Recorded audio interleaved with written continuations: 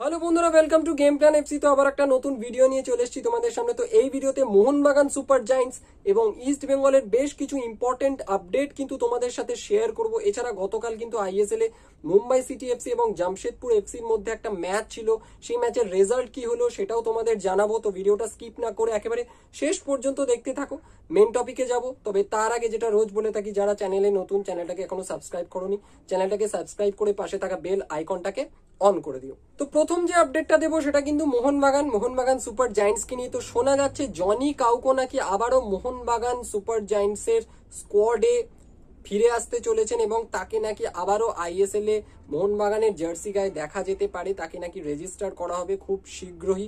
এবং এখানেই প্রশ্ন আসছে, তাহলে মোহনবাগানের কোন বিদেশির পরিবর্তে জনি কাউকো আসতে চলেছেন, কামব্যাক করতে চলেছেন?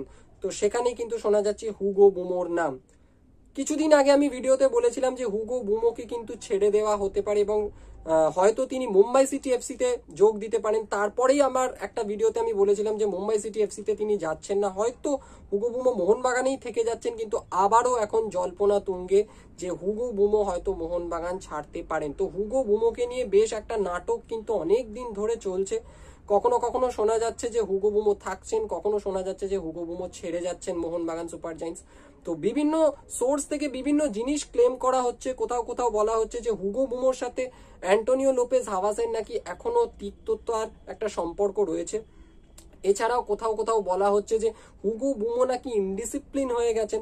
এখন জানি না যে এই এক মাসের মধ্যে হুগো বুমো এমন কি করলেন যার জন্য তাকে ইনডিসিপ্লিন বলা হচ্ছে।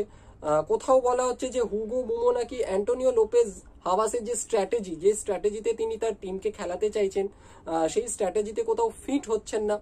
তো অ্যাকচুয়াল রিজনটা এখনো আমাদের সামনে আসেনি, দেখা যাক কি হয়। এবং এই যে গুঞ্জনটা শুরু হয়েছে যে হুগো বুমো হয়তো মোহনবাগান ছাড়তে পারেন, এটা কিন্তু শুরু হয়েছে দুদিন আগে যে ডার্বি ম্যাচটা ছিল, সেখানে কিন্তু হুগো বুমো স্টার্টিং 11-এও ছিলেন না, এমনকি মোহনবাগানের যে বেঞ্চ সেই বেঞ্চেও কিন্তু ছিলেন না।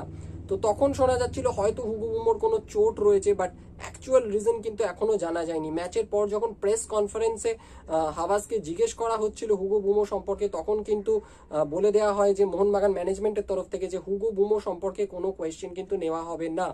তো কি আড়াল করা হচ্ছে, কি লুকোনো হচ্ছে, এখন কিন্তু বোঝা যাচ্ছে না। অ্যাকচুয়াল রিজনটা জানার জন্য আমরা সবাই উদ্গ্রীব হয়ে বসে আছি। তো দেখা যাক যে হুগো বুমোই কি সেই প্লেয়ার যাকে ছেড়ে দেওয়া হবে মোহনবাগান সুপার জায়ান্টসের তরফ থেকে। দেখো, ব্যক্তিগতভাবে আমি আগেও বলেছিলাম হুগো বুমোকে আমার খুব পছন্দ এবং আমার মনে হয় হুগো বুমোকে ছেড়ে দিলে মোহনবাগান কিন্তু ভুল করবে। তো সেক্ষেত্রে আমি বলবো যদি জেসন কামিংসকে ছাড়া যেত, সেটা অবশ্যই সম্ভব নয়, কারণ জেসন কামিংসকে যে পরিমাণ টাকা দিয়ে আনা হয়েছে, আমার মনে হয় জেসন কামিংসকে ছাড়া সম্ভব হবে না মোহনবাগানের পক্ষে। বাট তাকে যদি ছাড়া হতো এবং তার জায়গায় যদি কাউকে আসতেন, বেটার হতো। এখন দেখা যাক কাকে ছাড়া হয়। তো পরবর্তী আপডেট দেবো, পরবর্তী আপডেটও কিন্তু মোহনবাগানকে নিয়েই, মোহনবাগান সুপার জায়ান্টসকে নিয়েই। তো মোহনবাগানের পরবর্তী ম্যাচ কিন্তু রয়েছে হায়দ্রাবাদ এফসির সাথে আইএসএল এ। তো সেই ম্যাচে কিন্তু মোহনবাগান বেশ কিছু গুরুত্বপূর্ণ ফুটবলারকে দলে পাবে না। তার মধ্যে প্রথম নামটা অবশ্যই আনোয়ার আলী। তোমরা জানো আনোয়ার আলী কিন্তু আবার চোট পেয়েছেন, তো আনোয়ার আলী থাকছেন না। হ্যামিল থাকছেন না, ব্র্যান্ডন হ্যামিল, তিনিও কিন্তু চোট পেয়েছিলেন গত ডার্বি ম্যাচে, তো তিনিও থাকছেন না। এছাড়াও কিন্তু আর্মান্দো সাদিকো এবং দীপক টাংরি, এই দুজনের কিন্তু এই আইএসএল এর মৌসুমে 4টে হলুদ কার্ড হয়ে গেছে এবং দ্যাটস ওয়াই কার্ড সমস্যার জন্য এই দুজন প্লেয়ারও কিন্তু নেক্সট যে ম্যাচ রয়েছে মোহনবাগানের হায়দ্রাবাদ এফসির সাথে, সেই ম্যাচে কিন্তু থাকতে পারবেন না। এছাড়াও একটা গুঞ্জন শোনা যাচ্ছে একটা বিদেশি প্লেয়ারের সাথে কিন্তু মোহনবাগানের লিঙ্ক আপ করা হচ্ছে এবং শোনা যাচ্ছে পরবর্তী মৌসুমে কিন্তু মোহনবাগান তাকে সই করাতে পারে, এমনটাই কিন্তু রিউমার ঘোরাফেরা করছে। যদিও এইটা পুরোটা এখন রিউমারের ওপর রয়েছে, এই মৌসুমে সাইন হওয়ার কোনো সম্ভাবনাই কিন্তু নেই। ট্রান্সফার উইন্ডো অলরেডি ক্লোজ হয়ে গেছে। তো পরের মৌসুমে দেখা যাক সেই প্লেয়ার মোহনবাগানে আসে কিনা। তো প্লেয়ারটা কিন্তু টার্কির একটা প্লেয়ার এবং সে কিন্তু এই মুহূর্তে বুন্দেসলিগা অর্থাৎ জার্মানির যে লিগ রয়েছে সেই বুন্দেসলিগার কিন্তু সেকেন্ড ডিভিশনে খেলছে। প্লেয়ারটার নাম হচ্ছে বরিস অ্যাটিক। এই প্লেয়ারটা কিন্তু বেসিক্যালি লেফট উইং দিয়ে খেলে, left winger, central attacking midfielder হিসেবেও খেলতে পারে, এছাড়াও কিন্তু স্ট্রাইকার হিসাবেও খেলতে পারে।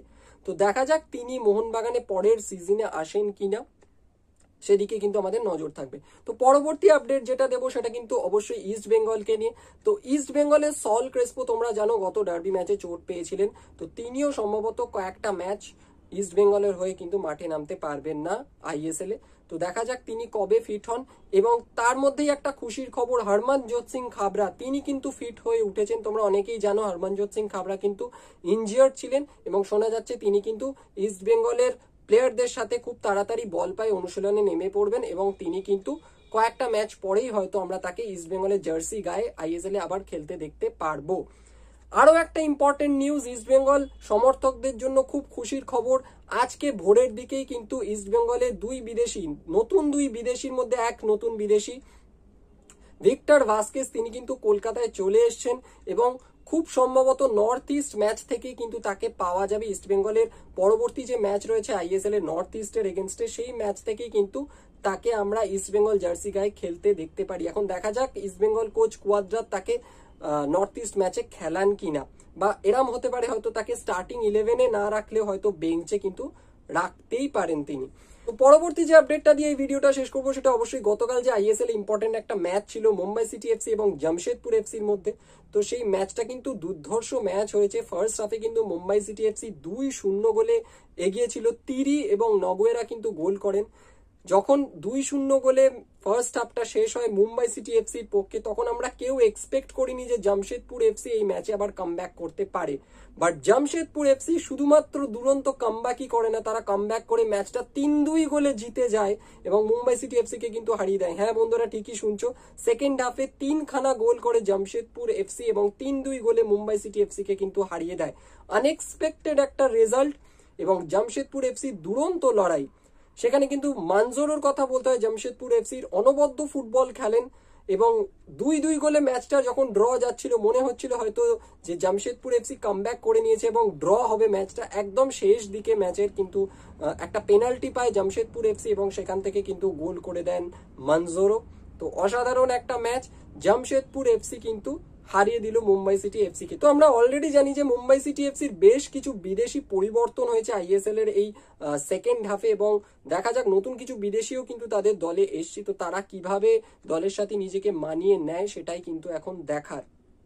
তো ভিডিওটা এখানেই শেষ করব। যদি ভিডিওটা ভালো লেগে থাকে অবশ্যই তোমরা ভিডিওটাকে লাইক করো, শেয়ার করো।